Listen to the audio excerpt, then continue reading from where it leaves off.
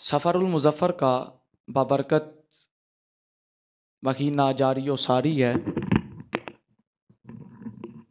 اس مہینے کی عظمت و شان بہت ہی زیادہ ہے۔ سفر المظفر اسلامی مہینوں میں سے یہ دوسرا مہینہ ہے۔ توجہ ادھر رکھیے گا، چند باتیں آپ سے کرنی ہیں، پھر اس کے بعد چونکہ 14 اگست بھی قریب آ رہی ہے تو وفادار وہی ہوتے ہیں جو اسلاف کی قربانیوں کو بھولا نہیں کرتے ہیں، اور حق بھی یہی بنتا ہے کہ ہم اسلاف کو یاد رکھیں، کس عظیم جو ہے انہوں نے اپنی قربانیوں کے ساتھ اس ملک عزیز کو آزاد کروایا تھا۔ آج ہم کو یہ ملک عزیز جو ملا ہے، کیسی قربانیاں انہوں نے پیش کی تھی، اور پھر اسلام ہمیں کیا کہتا ہے، قرآن ہمیں کیا کہتا ہے، اس کی طرف بھی آئیں گے۔ چند ایک گزارشات آپ کے گوش گزار کرنی ہے۔ سفر المظفر اسلامی سال کا دوسرا مہینہ ہے۔ سفر المظفر میں بہت ہی زیادہ برکات جس طرح دیگر ایام میں ہوتی ہیں، یاد رکھیے گا، کوئی بھی دن، کوئی بھی مہینہ، کوئی بھی سال، کوئی بھی گھنٹہ، کوئی بھی منٹ، کوئی بھی سیکنڈ منحوس نہیں ہوا کرتا ہے۔ بات سمجھ آ رہی ہے؟ اللہ نے جتنے بھی دنوں کو بنایا ہے، جتنی گھڑیوں کو بنایا ہے، اللہ نے جس کو بھی بنایا ہے بے فائدہ نہیں بنایا ہے۔ ہر ایک کا فائدہ اپنی جگہ ہے، ہر ایک کے فوائد ثمرات اللہ نے کچھ نہ کچھ رکھے ہیں۔ ایک مثال آپ کے سامنے رکھتا ہوں۔ ہم انسان تو بنائے گئے، اشرف المخلوقات کہا گیا، لیکن اشرف المخلوقات بننے میں محنت لگتی ہے۔ وہ کسی شاعر نے کیا خوب کہا تھا نا کہ فرشتوں سے افضل ہے انسان بننا، فرشتوں سے افضل ہے انسان بننا، لیکن لگتی ہے اس میں محنت زیادہ، محنت کرنی پڑتی ہے۔ اللہ رب العزت نے جو اشرف المخلوقات کا ٹائٹل انسانوں کو دیا ہے، وہ انسانوں کو اسی صورت میں ملے گا جب واقعی یہ اشرف بن کے دکھائیں گے۔ اگر اشرف نہ بنے، اگر صحیح معنوں میں انسان ہونے کا حق ادا نہ کریں، تو پھر تو انسان ہوتے ہوئے بھی جانوروں سے بدتر ہے، کہ جس کو اللہ نے عقل بھی عطا فرمائی، سیرت بھی عطا فرمائی، صورت بھی عطا فرمائی، کردار بھی دیا، سب کچھ دیا، صحیح غلط کی تمیز بھی بتائی، لیکن وہ کرتا نہیں ہے۔ وہ اپنے آپ کو خود ہی جو ہے وہ جانوروں سے بدتر کی لسٹ میں لیے جا رہا ہے۔ اس میں انسان کا اپنا قصور ہے، اس میں کسی کو کوئی بھی قصوروار تو نہیں کہہ سکتا ہے، لیکن اس شاعر نے اس شعر کے اندر پوری زندگی کا نچوڑ دے دیا کہ فرشتوں سے افضل ہے انسان بننا، لیکن لگتی ہے اس میں محنت زیادہ۔ اللہ نے انسانوں کو بنایا، بے فائدہ نہیں بنایا۔ قرآن کہتا ہے لَقَدْ خَلَقْتُ الْجِنَّ وَالْإِنسَ إِلَّا لِيَعْبُدُونَ، اللہ نے انسانوں اور جنوں کو اپنی عبادت کے لیے بنایا، محبوب علیہ الصلوۃ والسلام کی رسالت کی گواہی دینے کے لیے بنایا۔ یہ سارے انسان کے جو ہے وہ فوائد و ثمرات، انسان کے جو ہیں وہ تخلیق کا سبب تھا۔ اللہ نے جانوروں کو پیدا کیا، ان کے اپنے فوائد ہیں۔ جانور نہ ہوتے بتائیں ہم دودھ کہاں سے حاصل کرتے، ہم جو ہیں وہ گوشت کہاں سے حاصل کرتے؟ انسانی زندگی کے لیے، زندہ رہنے کے لیے دودھ کی بھی ضرورت ہوتی ہے، گوشت کی بھی ضرورت ہوتی ہے۔ انسانوں کے جتنے بھی اللہ نے یوں سمجھے چوپائے بنائے، جتنے بھی جانور بنائے، ان کے اپنے اپنے فوائد و ثمرات ہیں، ان کی تخلیق کا کچھ نہ کچھ سبب تھا۔ ہماری زندگی کے لیے یہ بھی ایک حصہ تھے، ہم نے زندگی گزارنی ہے، ان کا اپنا ایک کریکٹر تھا، کردار تھا۔ انسانوں کو بنایا، ان کی اپنی تخلیق کا سبب، جانوروں کو بنایا تو بے فائدہ نہیں بنایا۔ حالانکہ جانور جو ہیں سن نہیں سکتے ہیں، یعنی جس طرح ہم سن سکتے ہیں ویسے تو وہ بھی سنتے ہیں، ان کی اپنی حس ہوتی ہے، اپنی زبان میں بولتے ہیں، عقل نہیں ان کے پاس۔ ہم ان کو کہیں بیٹھ جاؤ، کوئی بھی یہاں سے جانور گزر رہا ہو، ہم کہیں بیٹھ جاؤ، بیٹھے گا؟ نہیں بیٹھے گا۔ لیکن بے فائدہ ان کو بھی پیدا نہیں کیا، ان کے بھی کچھ نہ کچھ تخلیق کے سبب تھے، فوائد تھے۔ ہوا کو پیدا کیا ہمارے لیے، بے فائدہ نہیں تھی۔ اب پاکستان کے اندر ہم رہتے ہیں تو اللہ کا احسان ہم پر یہ ہے، اللہ نے ہمیں 4 موسم عطا فرمائے، اللہ نے 4 موسم ہم پاکستان والوں کو عطا فرمائے۔ ان 4 موسموں کی قدر اگر آپ نے پوچھنی ہے نا تو ان لوگوں سے جا کر پوچھیں کہ جن کے پاس سردی ہے تو گرمی نہیں آتی ہے، جن کے پاس گرمی ہے تو سردی نہیں آتی ہے، جن کے پاس بہار ہے تو خزاں نہیں آتا ہے، جن کے پاس خزاں ہے تو بہار نہیں آتی ہے، ان کی قدر ان لوگوں سے جا کر پوچھئے کہ ان کی قدر کتنی ہے۔ اب 4 موسم اللہ نے ہمیں عطا کیے، ان کے اپنے فوائد تھے، اپنی ثمرات تھے، ان کی تخلیق کا اپنا سبب تھا۔ کائنات کے ذرے ذرے کو اللہ نے پیدا کیا۔ آج کائنات کا ذرہ ذرہ اس بات کی گواہی بھی دیتا ہے اور شاہد بھی ہے کہ اللہ نے کسی چیز کو بھی بے فائدہ پیدا نہیں کیا ہے۔ اللہ نے جس کو بھی پیدا کیا ہے کسی نہ کسی فائدے کے لیے، کسی نہ کسی سبب سے پیدا کیا ہے۔ اب اس ساری لمبی چوڑی تمہید کا مقصد یہ تھا، آج لوگ جو ہیں وہ غلط نظریات کو اپنانے کی طرف چلے پڑے ہیں۔ آج کچھ لوگوں کا نظریہ یہ بن چکا ہے سفر جو ہے اس کا فائدہ کچھ نہیں ہے، یہ منحوس مہینہ ہے الیاذ باللہ کی من ذالک، اس میں بلائیں اترتی ہیں، اس میں یہ ہوتا ہے وہ ہوتا ہے۔ جب اللہ نے انسانوں کو بے فائدہ پیدا نہ کیا، جب اللہ نے جو انسانوں کے بعد جانور تھے ان کو بے فائدہ پیدا نہ کیا، اللہ نے کائنات کے ذرے ذرے کو بے فائدہ پیدا نہیں کیا ہے، تو پھر بتائیں اللہ نے کسی مہینے، کسی سال، کسی سیکنڈ، کسی منٹ کو کیسے بے فائدہ پیدا کیا ہوگا؟ اللہ نے جس کو بھی پیدا کیا ہے، جس کو بھی بنایا ہے، اس کے اپنے اپنے فوائد ہیں، اپنے اپنے ثمرات ہیں۔ اب پھر کچھ لوگوں کا نظریہ یہ بھی ہے کہ منگل جو ہے نا یہ منحوس دن ہے، اپنے اپنے نظریات ہیں، اپنے اپنے لوگوں نے اپنی طرف سے بنائے ہوئے ہیں۔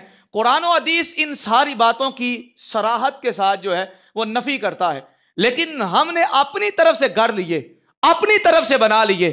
کسی کے گھر میں کوئی بچہ پیدا ہو جائے نا منگل کو، اس کا نام ہی رکھ دینا منگلو، منگل کے دن پیدا ہوا، منحوس ہے یہ دن۔ کسی بھی چیز کو کسی بھی سبب سے پیدا کیا گیا، لیکن اللہ نے کسی بھی چیز کو بے فائدہ پیدا نہیں کیا ہے۔ اب آپ نے ساری بات کو سنا، اللہ نے جس بھی چیز کو بنایا فائدے کے لیے بنایا۔ اب آپ ایمانداری سے سمجھیے گا اور سوچئے گا اور جواب دیجئے گا، اگر یہ سفر، ایک مثال اسی کو رکھتے ہیں، سفر جاری ہے، اگر سفر منحوس ہوتا تو پھر اس کا مطلب یہ ہے اللہ پر اعتراض ہونا تھا، اللہ تو بے فائدہ چیزوں کو پیدا کرنے لگ پڑا، الیاذ باللہ من ذالک، پھر تو ہمارے ایمان کا مسئلہ بن جانا تھا۔ لیکن محبوب کریم علیہ الصلوۃ والسلام نے ہمیں جو دین دیا سارے دینوں سے اعلیٰ، جو نظریہ عطا فرمایا سارے نظریات سے اعلیٰ، اور میرے محبوب علیہ الصلوۃ والسلام کی زندگی اٹھا کر دیکھیں، قرآن کہتا ہے لقد جاءکم رسول من انفسکم عزیز علیہ ما عنتم حریص علیکم بالمؤمنین رؤوف الرحیم۔ یہ نبی جو ہے وہ اتنے شان اور عظمت والے ہیں، یہ مومنین کے ساتھ بہت پیار کرنے والے ہیں، حریص ہیں، مومنوں سے پیار کرنے والے ہیں۔ لیکن قرآن جیسی جیسی باتیں بتاتا جا رہا ہے، محبوب علیہ الصلوۃ والسلام پریکٹیکلی ہمیں وہ سمجھاتے جا رہے ہیں۔ لوگ کہتے ہیں جی سفر کے مہینے میں شادی کرنا صحیح نہیں ہے، اگر شادی کی جائے، شادی جو ہے وہ پایہ تکمیل تک نہیں پہنچتی ہے، کسی نہ کسی جگہ پر جا کر شادی ٹوٹ جاتی ہے۔ جب لوگوں کے یہ نظریات دیکھے، یہ لوگوں کے باطل نظریات تھے، آج مسلمانوں کے اندر بھی پائے جا رہے ہیں۔ لیکن اگر آپ حضور علیہ الصلوۃ والسلام کی زندگی کو اٹھا کر دیکھیں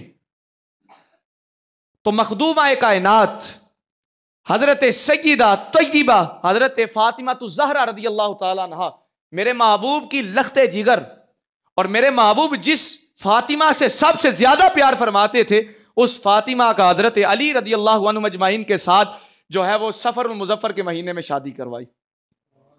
اگر سفر منحوس ہوتا، اگر سفر میں کی گئی شادی پایہ تکمیل تک نہ پہنچتی، تو سب سے پہلے بات یہ ہے میرے محبوب اپنی بیٹی کی شادی اس سفر میں کیوں کرتے؟ پھر کی ہے تو پایہ تکمیل تک دیکھیں کیسی پہنچی ہے، اس سفر کے مہینے میں شادی کی۔ اللہ نے بیٹے پتہ کیسے عطا فرمائے، سر دن سے جدا تھا، سر نیزے پر لٹکا ہوا تھا، پھر بھی قرآن کی تلاوت جاری و ساری تھی۔ اللہ نے بیٹے بھی عطا فرمائے، بیٹیاں عطا فرمائی، سارے معاملات ہوئے، لیکن لوگوں نے غلط نظریات کو اپنا لیا۔ آج ہمارے اندر یہ غلط رسومات آ گئی، آج ہم نے غلط اور کافروں کی رسومات کو اپنا لیا، تو آج ہم زوال کا شکار ہو گئے۔ یہی وہ سفر کا مہینہ تھا جس کو لوگ منحوس سمجھتے ہیں، یہی وہ سفر کا، میں نے فجر کے درس کے اندر بھی بتایا تھا، یہی وہ سفر کا مہینہ تھا۔ 1 ہجری کو اللہ کے محبوب علیہ الصلوۃ والسلام نے حضرت علی و فاطمہ رضی اللہ عنہم اجمعین کی شادی کروائی۔ یہی وہ سفر کا مہینہ تھا، جلیل القدر صحابہ اسی مہینے کے اندر ایمان لے کر آئے۔ خالد بن ولید جن کو سیف اللہ کہا جاتا ہے، اللہ کی تلوار کہا جاتا ہے، اتنے جلیل القدر صحابی ایمان اس مہینے میں لے کر آئے۔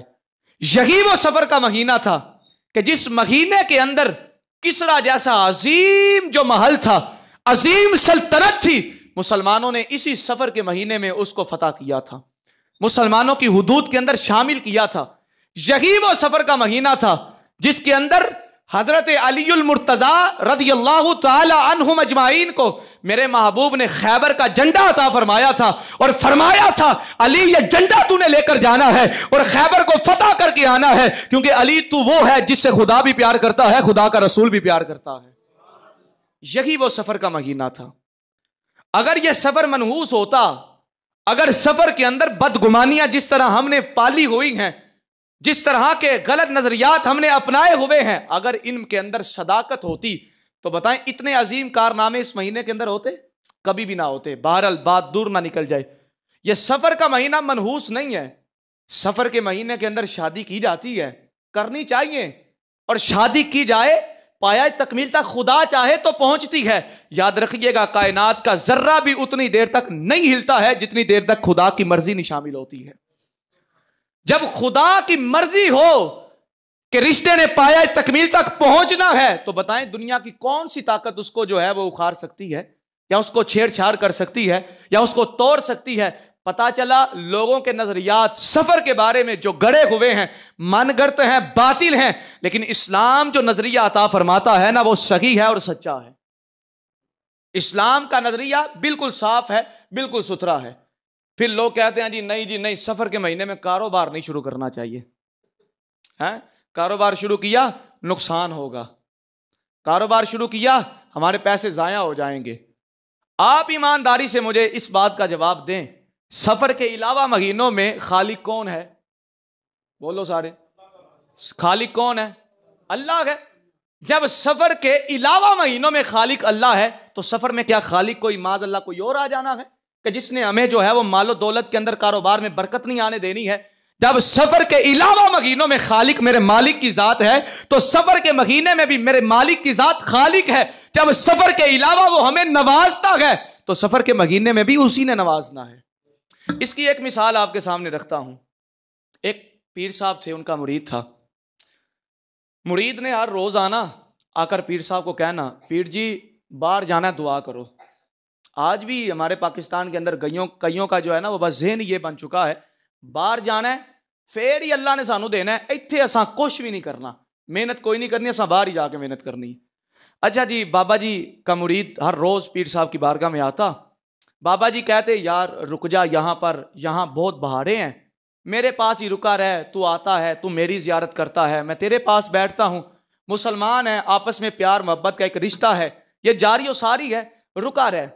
عرصہ گزرتا رہا، ایک دن اس نے ٹھان لی، ایک دن اس نے پکا تہیا کر لیا، اب میں نے جانا ہی جانا ہے، ہون میں پیران دی گل کوئی نہیں مننی۔ گیا آخری سلام کرنے کے لیے پیر صاحب کے پاس۔ اب ذرا ان باتوں کی طرف توجہ کیجئے گا، ہمارے اسلاف، بزرگان دین، اکابرین کیسے لوگوں کو سمجھایا کرتے تھے اور کیسے لوگوں کے نظریات کی حفاظت کیا کرتے تھے اور کیسے لوگوں کو جو ہے وہ غلط نظریات سے بچا کر اسلام کا صحیح نظریہ عطا فرمایا کرتے تھے۔ جب اس نے ٹھان لی نا میں نے باہر جانا ہی جانا ہے، وہ پیر صاحب کے پاس آیا، کہنے لگا پیر صاحب ہوں تسی جو مرضی آکھو، آخری یار میں تہاڈے نال ملاقات کرن آیا ماں، کچھ آپ کی خواہش ہو تو بتائیں، میں وہ خواہش آپ کی وہاں پر جا کے پوری کر دوں گا، باقی میں نے یہاں نہیں رہنا ہے، میں نے وہاں جانا ہی جانا ہے۔ پیر صاحب فرمانے لگے پکی بات ہے؟ ہاں جی پکی بات ہے، میں نے اب جانا ہی جانا ہے۔ تو پیر صاحب نے پتہ کیا جملہ کہا؟